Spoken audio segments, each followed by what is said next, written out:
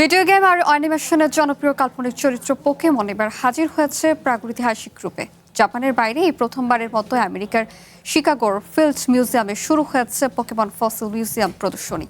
কাল্পনিক চরিত্র আর বাস্তবের ডাইনোসরের জীবাশ্মের এই মেলবন্ধন দেখতে ভিড় করছেন হাজারো দর্শনার্থী।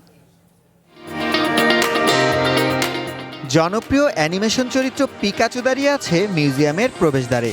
ভেতরে সাজানো হয়েছে প্রাগৈতিহাসিক রূপকথার কাল্পনিক এক জগৎ।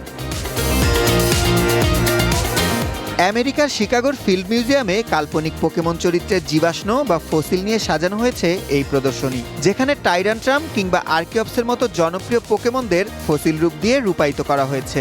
এমন অভিনব প্রদর্শনী দেখতে পেয়ে উচ্ছ্বাসিত খুদে পোকেমন ভক্তরা। I'm 1000% excited. 2021 সালে জাপানে চালুর পর এবারই প্রথম উত্তর আমেরিকায় এলো এই আয়োজন।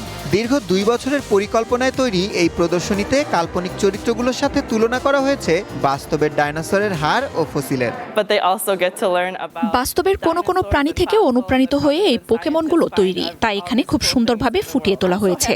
আগে ভাবতাম এগুলো শুধুই কাল্পনিক চরিত্র, কিন্তু এখন দেখছি এগুলোর পেছনে বাস্তবের ফসিলের নিখুঁত মিল রয়েছে। প্রদর্শনীতে মিউজিয়ামের বিজ্ঞানীদের পোকেমন প্রফেসর হিসেবে উপস্থাপন করা হয়েছে, যা দর্শকদের মুগ্ধ করেছে। মিউজিয়ামের সহকারী কিউরেটরের কাছেও এটি একটি স্বপ্নের মতো।